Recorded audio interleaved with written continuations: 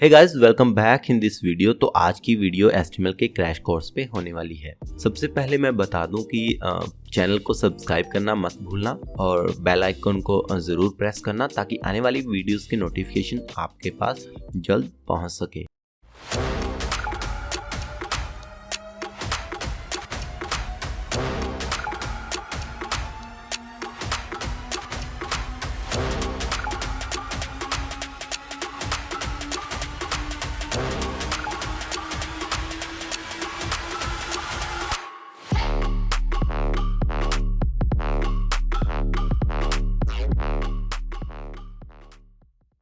So guys, video के starting में हम बात करेंगे प्रीफेस की।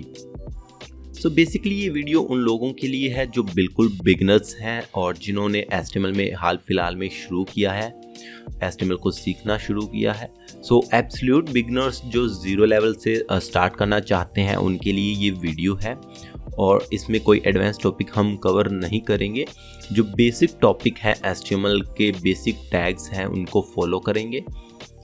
कोई भी जावास्क्रिप्ट के टॉपिक्स में हम कवर नहीं करेंगे, तो बिल्कुल भी जावास्क्रिप्ट भी इसमें यूज़ हम नहीं करेंगे। CSS के कुछ बेसिक पार्ट्स को इसमें हम कवर करेंगे जो कि बहुत कम होगी। बेसिकली मैं इसके बाद CSS का एक क्रैश कोर्स ज़रूर अपनी YouTube पे डालूंगा। सो हर लैंग्वेज लेती है थोड़ा टाइम ताकि आप उसमें एक्सपर्ट बन सकें।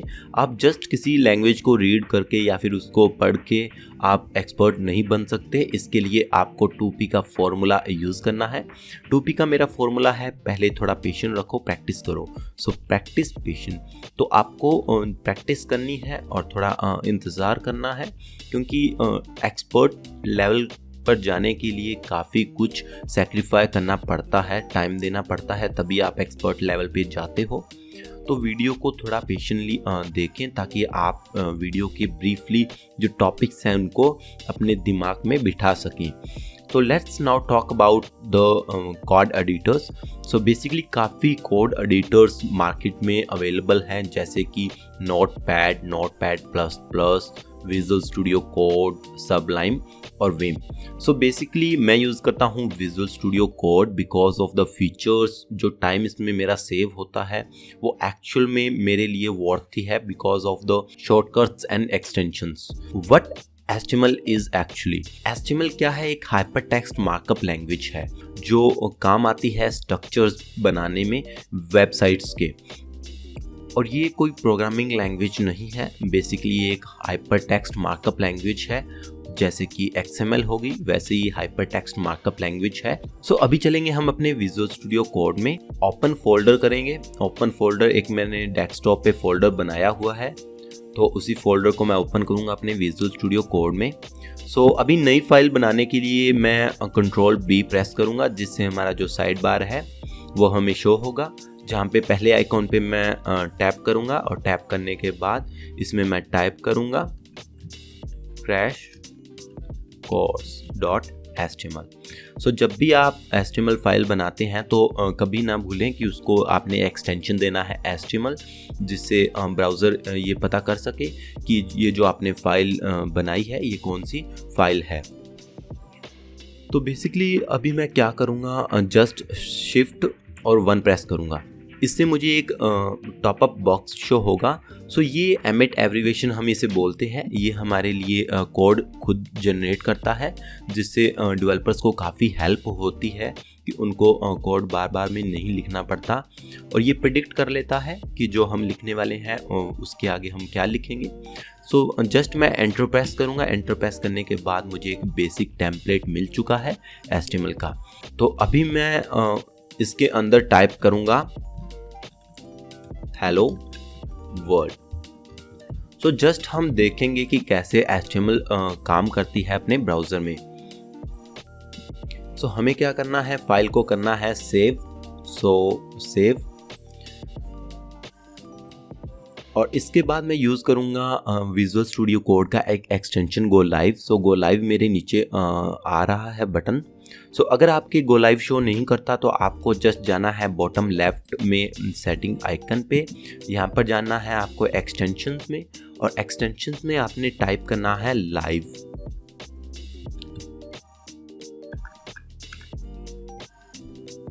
जो आपको पहला एक्सटेंशन मिलेगा आपको उसको करना है इंस्टॉल, और उसके बाद आपको अपना विजुअल स्टूडियो कोड दोबारा रिस्टार्ट करना है। रिस्टार्ट करने के बाद आपको यहाँ पे शो होगा गो लाइव का आइकन। सो आपको जस्ट टैप करना है गो लाइव पे। सो जैसे ही मैंने गो लाइव पे टैप किया, ये हमारे ब्राउज़र में डिस्प्ले हो चुका है।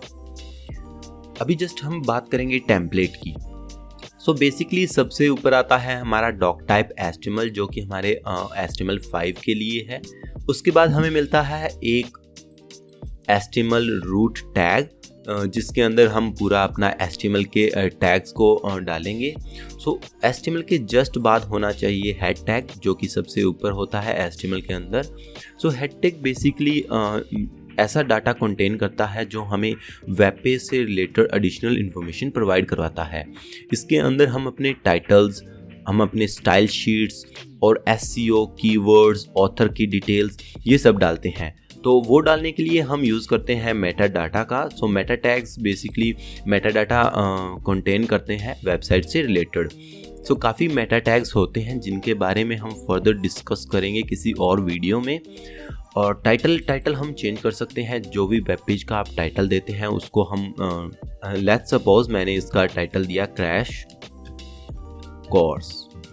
सो जब मैंने टाइटल चेंज किया तो यहाँ पे मुझे टाइटल शो हो गया। सो इसके बाद आता है बॉडी। जो भी डाटा हम बॉडी में, जितने भी टैग्स बॉडी में डालते हैं वो सारे डिस्प्ले होते हैं अपने ब्राउज़र में। सो बॉडी में वो डाटा डाला जाता है जिसको हमें डिस्प्ले करवाना है अपने ब्राउज़र में। सो बॉडी में मैंने हेलो वर्ड टाइप किया और ये मुझे डिस्प्ले हो गया। सो HTML बेसिकली टैग्स से बनी है। इसमें काफ़ी टैग्स होते हैं जिनमें से हम कुछ टैग्स इस वीडियो में डिस्कस करेंगे। सो हमारा पहला टैग है हेडिंग टैग। सो अभी मैं यूज़ करूँगा heading tag. So heading basically 6 type की होती हैं HTML में। सो सबसे पहले मैं हेडिंग 1 डालूँगा और यहाँ पे लिखूँगा हेडिंग 1, सेव।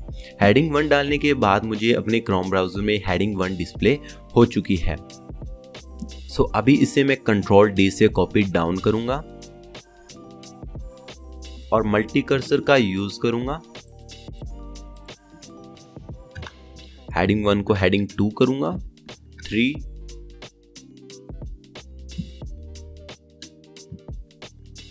4, 5 और 6। सो जैसे ही मैंने सेव किया, हमारी 6 की 6 हेडिंग्स डिस्प्ले हो चुकी हैं अपने वेब ब्राउज़र में।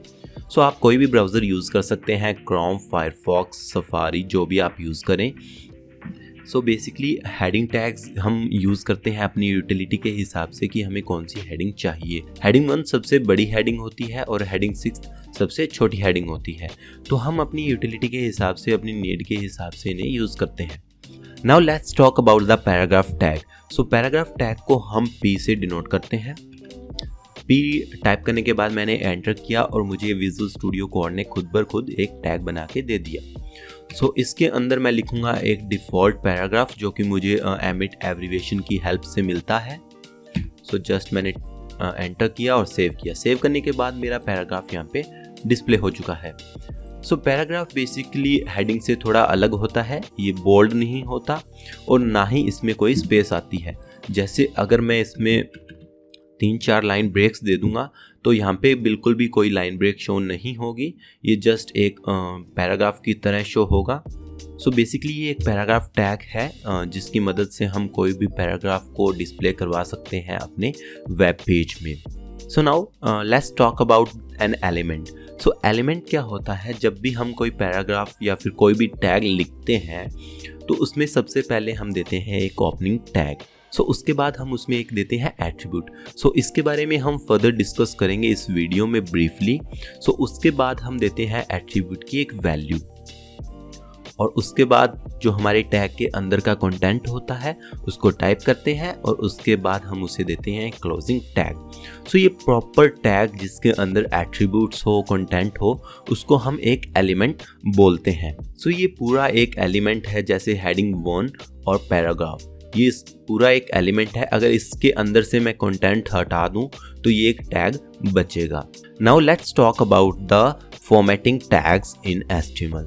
सो फॉर्मेटिंग टैग के लिए मैं यूज़ करूँगा एक पैराग्राफ टैग का, जिसके अंदर मैं एक रैंडम पैराग्राफ लूँगा।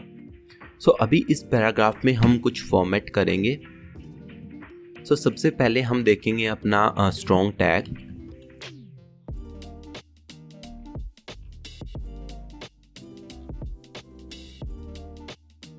स्ट्रॉन्ग टैग बेसिकली हमें एक बोल्ड फॉन्ट प्रोवाइड करवाता है, जो कि दिखने में थोड़ा बोल्ड होता है। इसके बाद हम यूज़ करेंगे अपना एम्फसाइज टैग। सो एम्फसाइज टैग बेसिकली हम यूज़ करते हैं इटैलिक टेक्स्ट के लिए। सो जब भी हम एम्फसाइज टैग यूज़ करेंगे, हमें जो हमारा टेक्स्ट है वो इटैलिक शो होगा। सो इसके बाद नेक्स्ट फॉर्मेटिंग टैग हम यूज़ करेंगे बोल्ड।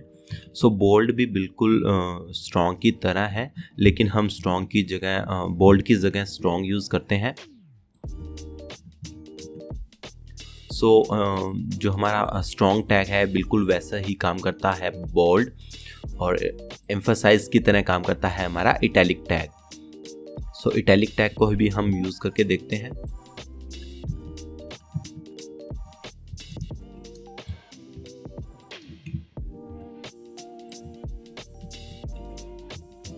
सो इटैलिक ने भी हमें वही रिजल्ट दिया है जो हमें एम्फसाइज टैग ने दिया था।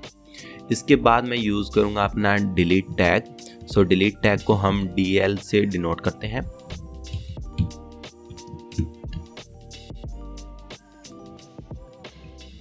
DL टैग बेसिकली एक लाइन क्रॉस कर देता है टेक्स्ट के ऊपर, जिससे हमें पता चलता है कि ये जो हमारा टेक्स्ट है वो हमने डिलीट किया हुआ है। इसके बाद जब भी हमें कोई चीज़ हाईलाइटेड चाहिए तो उसके लिए हम यूज़ करते हैं अपना मार्क टैग।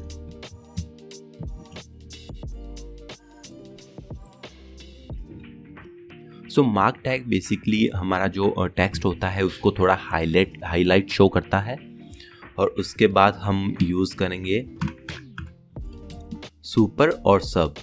सो हमारा जो सुपर टैग है उसको हम SUP से डिनोट करते हैं। ये बेसिकली सुपर स्क्रिप्ट लिखने के काम आता है जब भी हमें अपना टेक्स्ट है वो थोड़ा ऊपर की तरफ चाहिए, जिसे जैसे कि मैथ्स में हम स्क्वायर लगाते हैं, क्यूब लगाते हैं, तो कुछ वैसे ही ये हमें टेक्स्ट शो करेगा।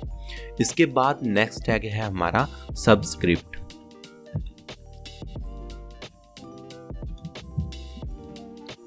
सबस्क्रिप्ट सुपरस्क्रिप्ट की थोड़ा ऑपोजिट है, तो ये टेक्स्ट को थोड़ा नीचे शो करेगा, जैसे कि आप देख सकते हैं। तो ये टेक्स्ट को थोड़ा नीचे शो करता है, जैसे कि हम साइंस में फॉर्मूलाज लिखते हैं लाइक H2O। सो वैसे ही कुछ सुपरस्क्रिप्ट है।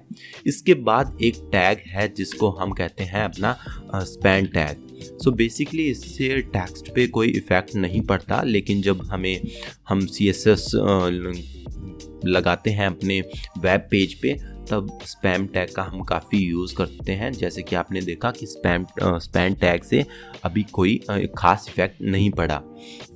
सो ये जितने भी फॉर्मेटिंग टैग्स हैं ये इनलाइन टैग्स होते हैं।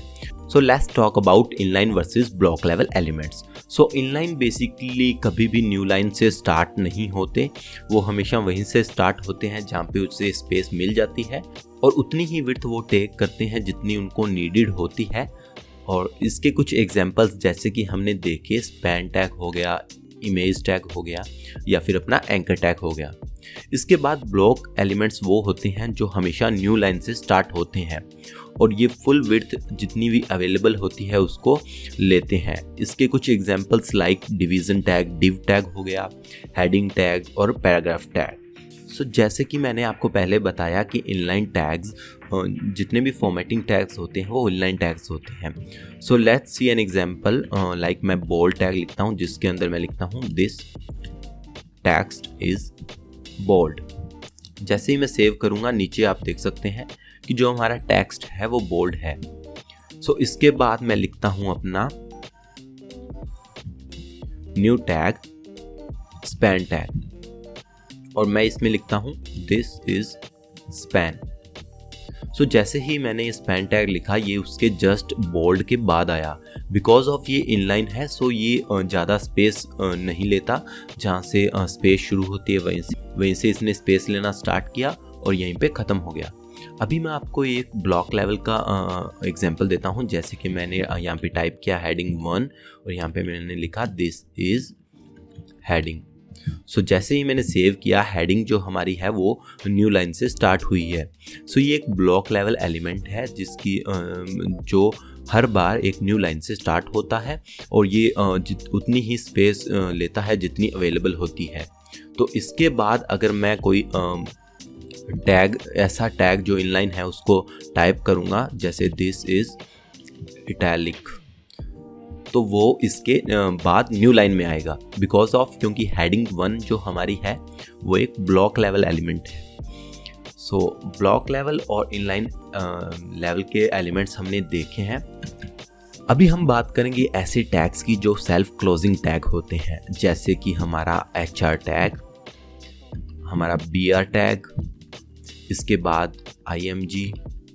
सो ये ऐसे टैग्स हैं जिनको क्लोज करने के लिए आपको कोई क्लोजिंग टैग की ज़रूरत नहीं होती। ये बेसिकली सेल्फ क्लोजिंग टैग्स होते हैं। So now let's talk about the HR tag. HR tag basically क्या करता है, एक हॉरिजॉन्टल लाइन क्रिएट करता है, जैसे कि ये आप नीचे हॉरिजॉन्टल लाइन देख सकते हैं।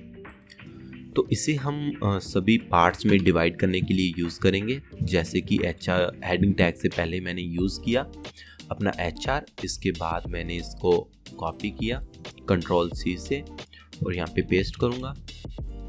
सो हेडिंग टैग को इसने सेपरेट कर दिया हॉरिजॉन्टल लाइन से। इसके बाद पैराग्राफ टैग के बाद मैंने क्लोज किया। सो इसने पैराग्राफ के बाद एक हॉरिजॉन्टल लाइन लगा दी। इसके बाद फॉर्मेटिंग टैग्स के बाद और जो हमारे इनलाइन ब्लॉक लेवल है उनके बाद। सो HR बेसिकली प्रोवाइड करता है हमें एक हॉरिजॉन्टल लाइन। सो अभी हम बात करेंगे ब्रेक टैग की। सो ब्रेक टैग क्या करता है, जैसे कि अभी मैं यूज़ करूँगा एक हेडिंग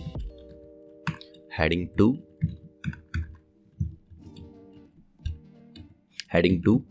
इसमें मैं लिखूंगा this is heading you can see. So हमारी हेडिंग डिस्प्ले हो चुकी है और जब मैं इसे डॉक्यूमेंट को आपको दिखाता हूं कि हेडिंग जो हमारी है न्यू लाइन से स्टार्ट हुई है।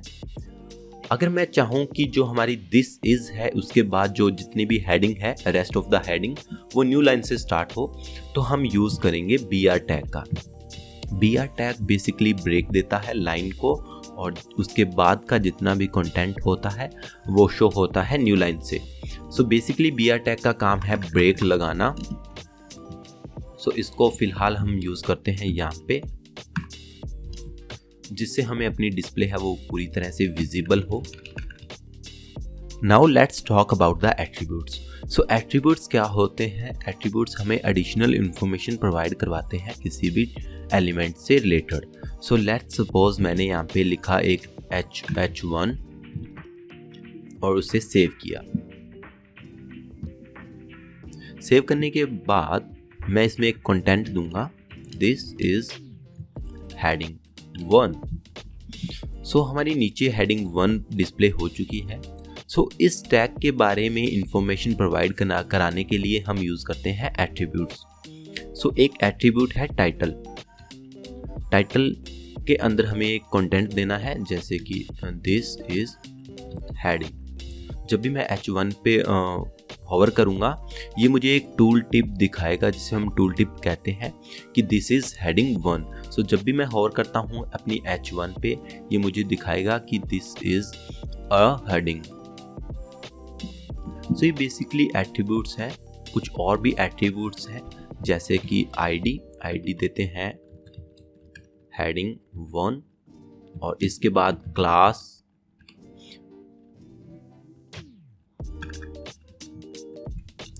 सो बेसिकली आईडीज़ होती हैं यूनिकली आइडेंटिफाइंग, जो कि डुप्लीकेट नहीं हो सकती। इन द वेब पेज आप कोई भी हेडिंग को डुप्लीकेट नहीं कर सकते, ये इंडिविजुअल रहेगी हर एक टैग के लिए। क्लासेस आप डुप्लीकेट यूज़ कर सकते हैं, एक से ज़्यादा क्लासेस आप दे सकते हैं, लेकिन आईडी आप डुप्लीकेट नहीं कर सकते। आप इसको दोबारा एक से ज़्यादा आईडीज़ किसी भी टैग को नहीं दे सकते। सो आप आईडी एक ही देंगे और क्लासेस आप चाहें तो जितनी मर्जी यूज़ कर सकते हैं, इस पे कोई प्रिवेंशन नहीं है। सो बेसिकली आईडीज़ और क्लास हम यूज़ करते हैं CSS के टाइम, या फिर आईडीज़ और क्लासेस के काफ़ी और भी फीचर्स हैं जिनको हम यूज़ करके टारगेट कर सकते हैं अपने एलिमेंट को। सो अगर हमने कोई एलिमेंट टारगेट करना है अपने वेब पेज में, जैसे कि मैं टारगेट करूँगा इस हेडिंग को, सो मुझे जस्ट टाइप करना है #heading1। सो इससे मुझे पता चल जाएगा कि इस वेब पेज में हेडिंग 1 क्या है। सो यही है हेडिंग और क्लासेस का काम, हम उनको आइडेंटिफाई कर सकते हैं हेडिंग और क्लास की मदद से। So now let's talk about the CSS। So basically CSS 3 प्रकार की होती हैं। फर्स्ट हमारी होती है इनलाइन CSS। सो इनलाइन CSS को हम यूज़ करते हैं अपने ओपनिंग टैग के अंदर स्टाइल एट्रीब्यूट की हेल्प से। और फिर आती है हमारी इंटरनल CSS। इंटरनल CSS को हम लिखते हैं अपने हेड टैग के अंदर स्टाइल टैग की हेल्प से। और फिर आती है हमारी एक्सटर्नल CSS, जिसके लिए हमें एक अलग से CSS एक्सटेंशन करके एक पेज बनाना है, उसके बाद उसको हम लिखते हैं। सो फिलहाल देखते हैं एक इनलाइन CSS। जैसे कि हमारी हेडिंग 1 है टॉप पे, सो इसे हमें अब हमें इसका कलर चेंज करना है। सो मैं यूज़ करूँगा स्टाइल एट्रीब्यूट का, उसके अंदर मैं दूंगा कलर प्रॉपर्टी और फिर इसको करूँगा मैं रेड। सो बेसिकली जो हमारी CSS होती है वो की वैल्यूज़ में होती है, प्रॉपर्टीज़ होती है इनकी एक, और एक उनकी होती है वैल्यूज़। सो अगर मैं मल्टीपल CSS के प्रॉपर्टीज़ लगाना चाहूँ तो मुझे सेमीकोलन से इसे सेपरेट करना है। सेपरेट करने के बाद मैं इसे दे सकता हूँ बैकग्राउंड, और बैकग्राउंड में मुझे यूज़ करने हैं कॉलन। उसके बाद बैकग्राउंड का कलर लिखना है, जैसे कि मैं करता हूँ ब्लू और उसके बाद सेमीकोलन।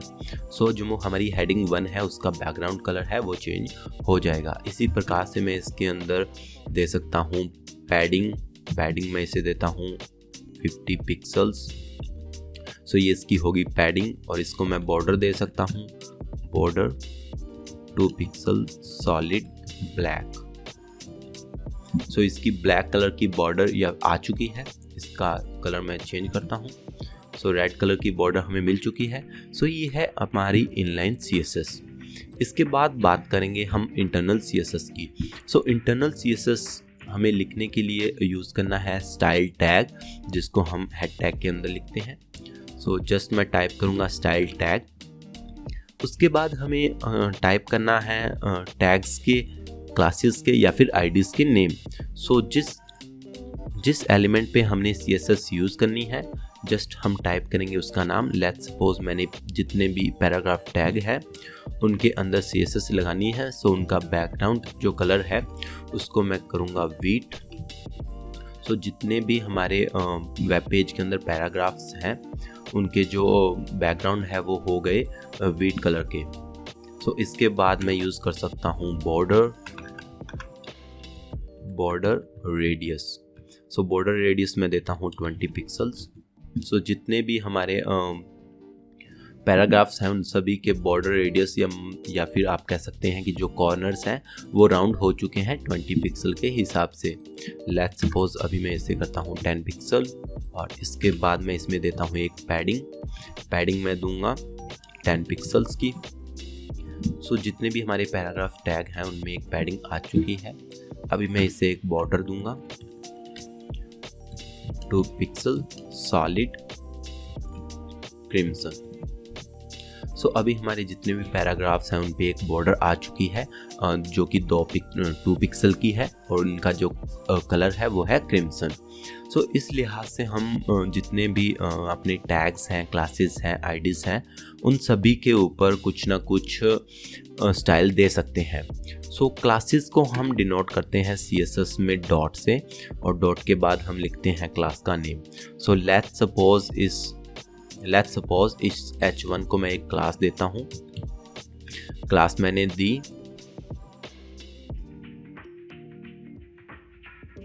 सो इसे मैंने क्लास दी हेडिंग डाउन। सो जस्ट मुझे क्या करना है, अपने CSS में डॉट लगाना है। डॉट लगाने के बाद मुझे टाइप करना है हेडिंग डाउन और उसके बाद यूज़ करने हैं कर्ली ब्रेसेस। और कर्ली ब्रेसेस के बाद मैं यहाँ पे कलर दूंगा। कलर जैसे मैंने दिया ब्लू, सेव किया। सो जैसे मैं उस हेडिंग पे जाऊंगा तो जिस हेडिंग की क्लास हेडिंग डाउन है उस हेडिंग का कलर है वो चेंज हो जाएगा। सो लेट्स सपोज मैंने उस क्लास को किया कॉपी करके मैं इसे अपने जो हेडिंग 3 है या फिर 3 हेडिंग में इसको 3rd हेडिंग में करूंगा पेस्ट।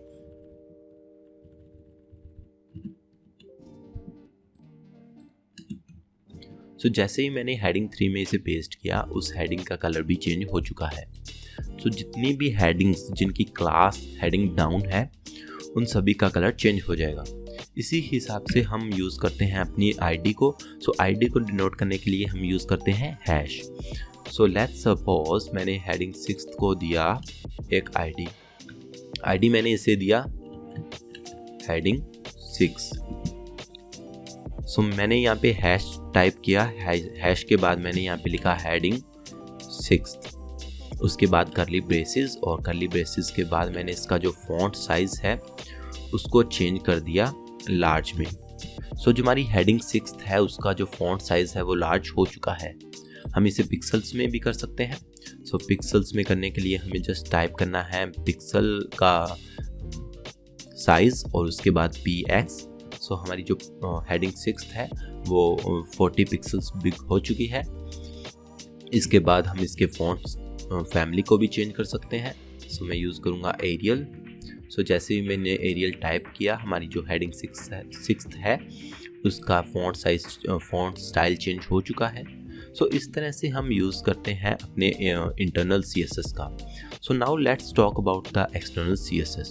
सो उसके लिए अभी एक्सटर्नल CSS के लिए मैं साइड बार ओपन करूँगा और साइड बार के अंदर मैं टाइप करूँगा crash course.css।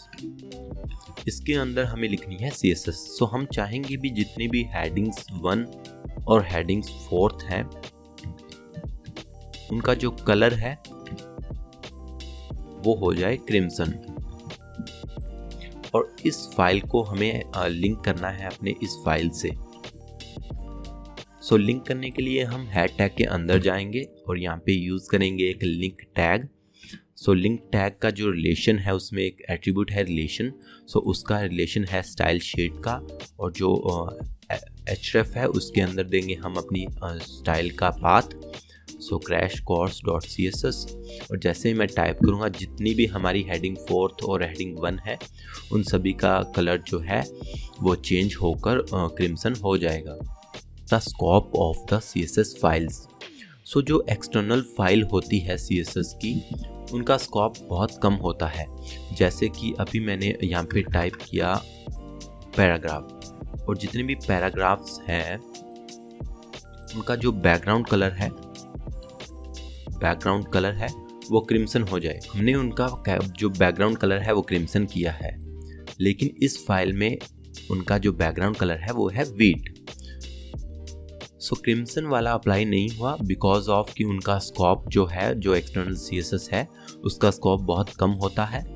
और अगर मैं अपने पैराग्राफ में आके एक स्टाइल एट्रीब्यूट देके इसका बैकग्राउंड कलर चेंज करके कर दूं रेड, सो इसका जो कलर है वो हो जाएगा रेड।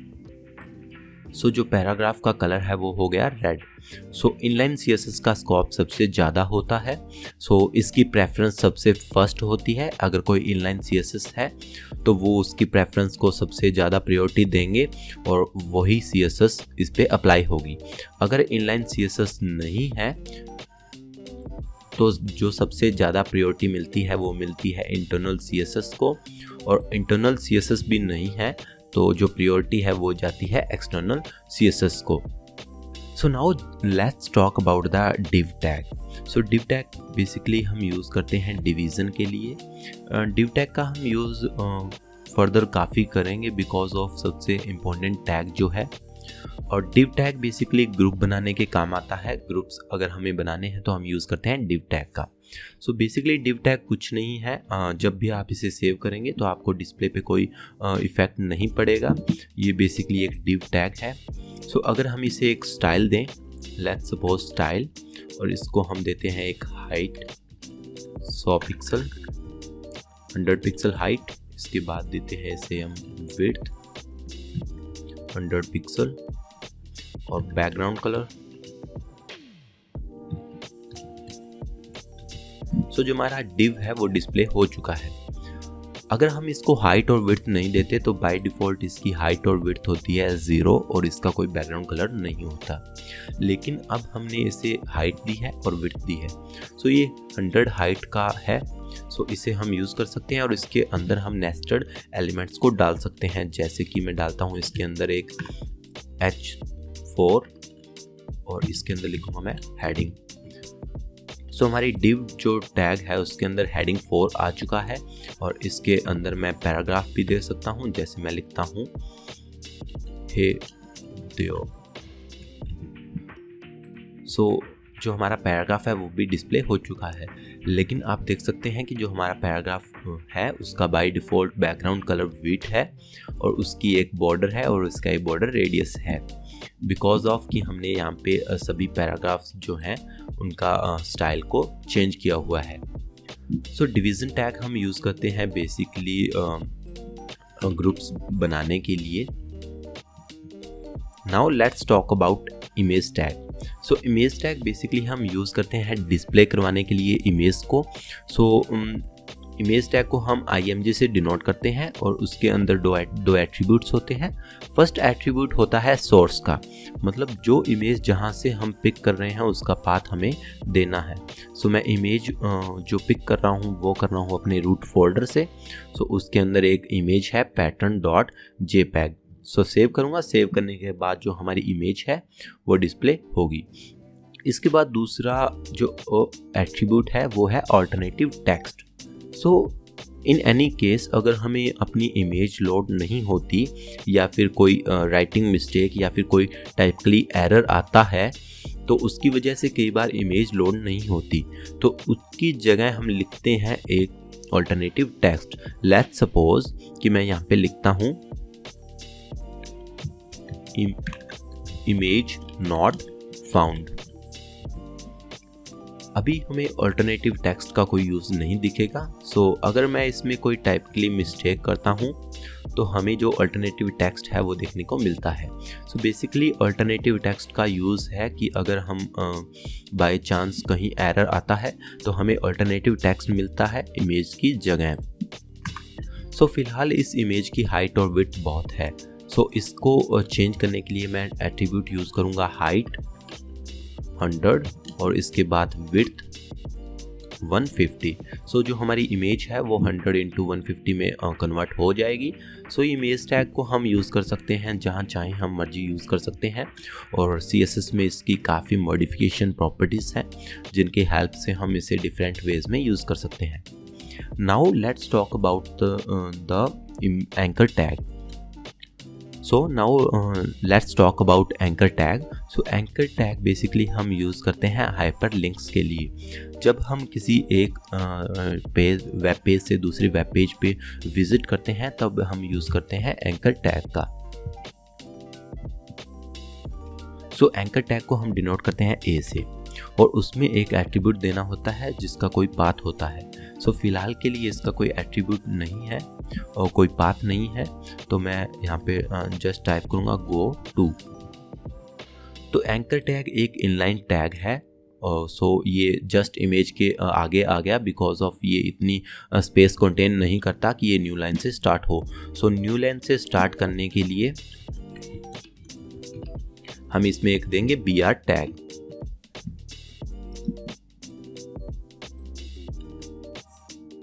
तो बेसिकली एंकर टैग के अंदर हम अपने वेब पेज किसी भी वेब पेज का नाम दे सकते हैं और जब भी हम इस पर क्लिक करेंगे वो हमें उस वेब पेज पे लेकर चला जाता है। लेट्स सपोज अगर हमने नीचे से सीधा जंप करना है अपनी हेडिंग 6th की ओर, तो जस्ट हम टाइप करेंगे अपने एट्रीब्यूट के अंदर हैश हेडिंग 6th। सो जब भी हम इस पे क्लिक करेंगे ये हमें हेडिंग 6th के ऊपर, जब भी हम इस पे टैप करेंगे ये हमें हेडिंग 6th की और लेकर जाएगा। हेडिंग 6th हमारी ये रही, और ये जब भी हम इस पे क्लिक करेंगे तो हमें हेडिंग 6 की ओर ले जाएगा। सीधा जंप करवाता है किसी भी वेब पेज से, चाहे वो आपकी वेबसाइट के अंदर हो या फिर आपकी वेबसाइट से बाहर हो। जस्ट आपको यहाँ पे उस साइट का लिंक देना है, जैसे कि google.com, facebook.com। जस्ट आपको यहाँ पे उसका प्रॉपर पाथ जो है वो पेस्ट करना है और आपको ये वहीं पे लेकर चला जाएगा। इमेज को भी हम एंकर टैग के अंदर ला सकते हैं। लेट्स सपोज ये हमारी इमेज है और हमारा एंकर टैग है। एंकर टैग के अंदर मैं एक इमेज डालता हूँ सेम। उस इमेज को मैं करता हूँ कॉपी और पेस्ट। अगर मैं अभी इस इमेज पे क्लिक करूंगा तो मैं उस हेडिंग 6th पे जंप करूंगा। इमेजेस को भी हम एंकर टैग के अंदर डाल सकते हैं। बेसिकली हम इसमें यूज करते हैं बटन्स का। Let's talk about button tag. Button का यूज करने के लिए मैं टाइप करूंगा बटन और इसके अंदर लिखूंगा go two heading 6th। Save करूंगा। सेव करने के बाद मुझे एक बटन मिलेगा जिस पे क्लिक करने से मैं अपने हेडिंग 6th पे जंप करूंगा। बटन टैग का भी हम इसमें यूज़ करते हैं मोस्टली, और बटन टैग को हम काफ़ी अच्छे से कस्टमाइज़ कर सकते हैं। अगर आपको बटन टैग के कस्टमाइजेशन देखने हैं तो आप मेरे यूट्यूब चैनल पे जाना, काफ़ी वीडियोस हैं बटन टैग से related. Now let's talk about list. List 2 types की बेसिकली HTML के अंदर है। फर्स्ट है हमारी ऑर्डर्ड लिस्ट और another one is unordered list. Ordered list को टाइप करने के लिए हमें टाइप करना है OL और उसके अंदर देनी है हमें लिस्ट। लिस्ट को हम डिनोट करते हैं LI से। इसके अंदर लिखे होंगे हम आइटम 1। कंट्रोल D से हम इसे करेंगे कॉपी डाउन। हमारी आइटम्स पेस्ट हो चुकी हैं और ये एक ऑर्डर में है। ऑर्डर का टाइप चेंज करने के लिए हमें OL में एक एट्रीब्यूट टाइप करना है टाइप, और उसके बाद अगर आप चाहें तो कैपिटल A से स्टार्ट कर सकते हैं, अगर आप चाहें तो स्मॉल a से स्टार्ट कर सकते हैं। इसके अलावा आप इसमें रोमन से भी स्टार्ट कर सकते हैं। अगर आपको एक स्पेसिफिक नंबर से अपनी लिस्ट को स्टार्ट करना है तो जस्ट आपको टाइप करना है स्टार्ट एट्रीब्यूट और उसके अंदर लिखना है आपको 6 लिखने के बाद आपकी जो लिस्ट है वो 6 के बाद जितनी भी लिस्ट होंगी उसी न्यूमेरिक हिसाब से आपके पास वो जो ऑर्डर है मिलेगा। अभी मैं ऑर्डर लिस्ट के बाद बनाता हूँ अपनी अनऑर्डर्ड लिस्ट। अनऑर्डर्ड लिस्ट के लिए मैं टाइप करूँगा UL के अंदर मैं दूंगा LI। LI में मैं टाइप करूँगा आइटम्स। कंट्रोल D से मैं करूँगा कॉपी डाउन, और इसके बाद अनऑर्डर लिस्ट में हमें देखने को मिलती है बुलेट्स। इन बुलेट्स का भी टाइप चेंज करने के लिए आप टाइप एट्रीब्यूट को यूज़ करेंगे और इसके अंदर लिखेंगे सर्कल। आपकी जो बुलेट्स हैं वो सर्कल में कन्वर्ट होंगी। इसके बाद आप इसमें लिख सकते हैं स्क्वायर। जो आपकी बुलेट्स हैं वो स्क्वायर में कन्वर्ट हो जाएगी। इसी तरह से आप चाहें तो कोई भी टाइप इसका यूज़ कर सकते हैं और कुछ वीडियोस में मैं बताऊंगा। आगे आने वाली वीडियोस में मैं आपको बताऊंगा कि UL की जो बुलेट्स हैं उनमें इमेज को कैसे डालते हैं। तो उसके लिए आप चैनल को सब्सक्राइब करना। Let's talk about our table tag. Table tag के लिए बेसिकली हम टेबल टैग का यूज़ करते हैं। उसके अंदर हम टाइप करेंगे टेबल हेड, और टेबल हेड के अंदर हम टाइप करेंगे अपनी टेबल की एक रो, TR, और उसके बाद हम टेबल का जो हेडिंग है उसको टाइप करने के लिए हम करेंगे TH। टेबल में हमें एक हेडिंग देनी है जैसे कि नेम, और टेबल हेडिंग को हम करेंगे कॉपी डाउन। नेम के बाद हम करेंगे क्लास, और क्लास के बाद हम करेंगे एज।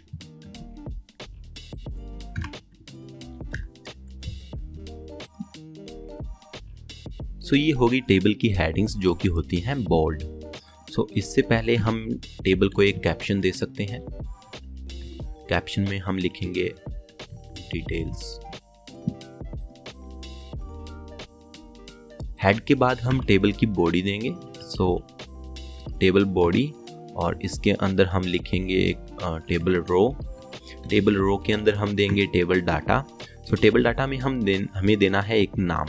सो जैसे कि मैं एक नाम देता हूं, जैसे कि विक्रम, और टेबल डाटा को करूंगा कॉपी। इसके बाद मैं लिखूंगा 8, और जो विक्रम है उसकी जो एज है वो है 12।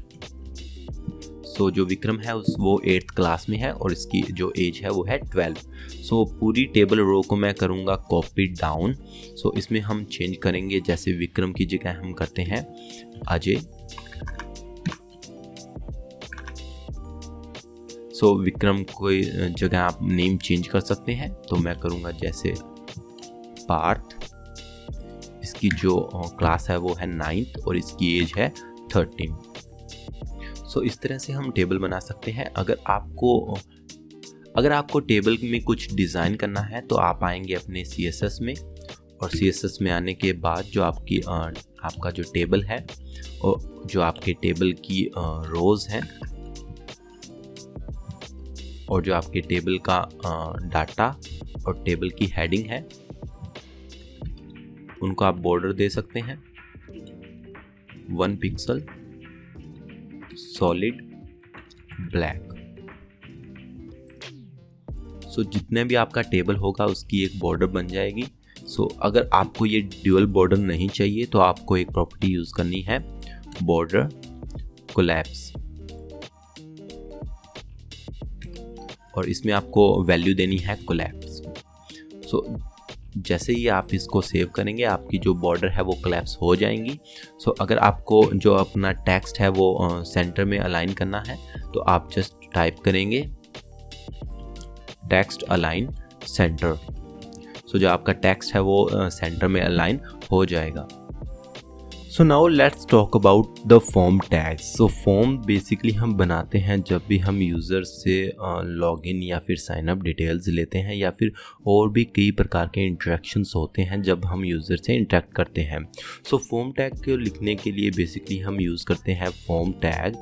सो उसके अंदर एक एट्रीब्यूट होता है जो कि होता है एक्शन। सो बेसिकली ये एक्शन ऐसा एट्रीब्यूट है जो कि हमारी PHP फाइल जो है उसके सर्वर के साथ कनेक्ट करता है। सो इसमें हम वैसे PHP का जो हमारा पाथ है वो देते हैं। सो इसमें एक बार हम बाय डिफ़ॉल्ट server.php दे रहे हैं। सो इसके अंदर हम एक बनाएंगे फील्ड सेट। सो फील्ड सेट के अंदर हम बनाएंगे अपना लीजेंड। सो लीजेंड के अंदर हम लिखेंगे let's suppose create your account. So create account हमारा डिस्प्ले हो चुका है कुछ इस तरीके से। सो जस्ट फील्ड सेट के जस्ट लीजन के बाद अभी हम टाइप करेंगे अपने input tags. So be aware while you creating your input tags because of थोड़ा आपको कंफ्यूजिंग लग सकता है लेकिन बिल्कुल इजी है। सो जस्ट हमें टाइप करना है एक अनदर टैग जिसको हम लेबल टैग बोलते हैं। ये बेसिकली हेल्प करता है अपने टैग्स को फोकस करने में। सो इसके बारे में हम थोड़ा आगे पढ़ेंगे। सो अभी फ़िलहाल जो 4 है उसको मैं रहने देता हूँ खाली, और इसके अंदर लिखता हूँ इंट्रो नेम। सो इसके बाद जो हमारा इनपुट टैग है उसको टाइप करूँगा। टाइप करने के बाद जो हमारा टाइप है उसके अंदर मैं लेट्स सपोज डालता हूँ नेम, और उसके अंदर हम एक आईडी डालेंगे जिसको हम देंगे यू नेम, जिसका मतलब है यूज़र नेम। सो जब भी मैं इस पे एंटर नेम पे क्लिक करूं तो ये मेरा क्लिक होना चाहिए इस इनपुट बॉक्स के अंदर। सो इसके लिए मुझे जो हमारी आईडी है उसके अंदर देना है न्यू नेम। सो जब भी अब मैं इस पे क्लिक करता हूं तो ये हमारा फोकस जो है इनपुट टैग के अंदर भी हो रहा है। जस्ट कॉपी डाउन करूंगा और नेम की जगह मैं इस बार टाइप करूंगा ईमेल, और यू नेम की जगह भी मैं टाइप करूंगा ईमेल।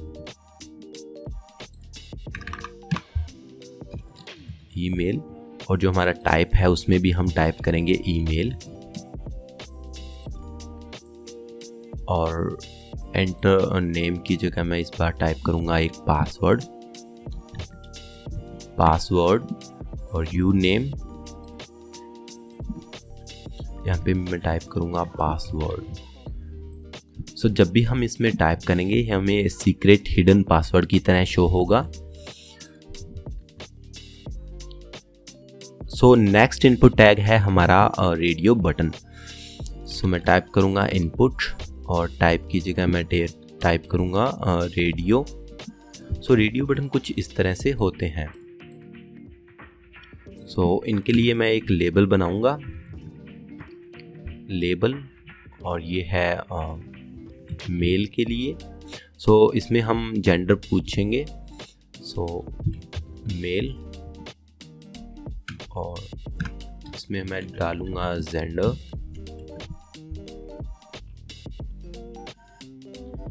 इसमें जो हमारी आईडी है वो होगी मेल, और इसको मैं एक नेम दूंगा जेंडर। सो जब भी मैं मेल पे क्लिक करूंगा हमारा जो रेडियो बटन है वो क्लिक हो रहा है। सो जस्ट मैं इसको कंट्रोल डी से कॉपी करूंगा, फीमेल।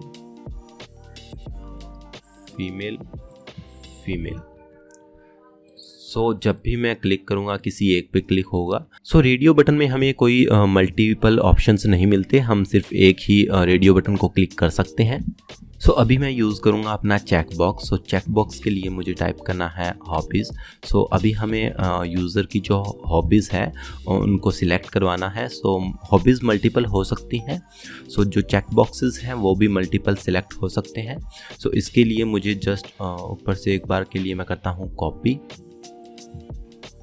पेस्ट। सो जहाँ पर भी मेल है वहाँ पे मैं सिलेक्ट करूँगा राइट, और जेंडर की जगह मैं सिलेक्ट करूँगा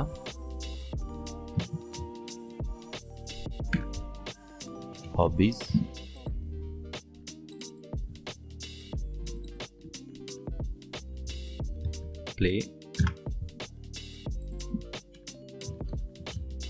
प्लेइंग।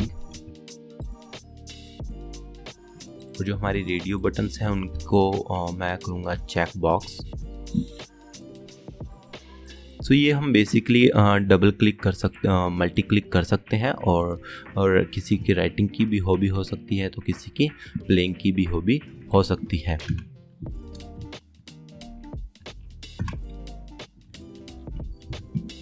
सो हॉबीज़ मल्टीपल होती है तो इसलिए हॉबीज़ मल्टीपल हो सकती है। इसके बाद मैं डालूँगा इनपुट, कुछ ऐसे इनपुट जैसे कि सबमिट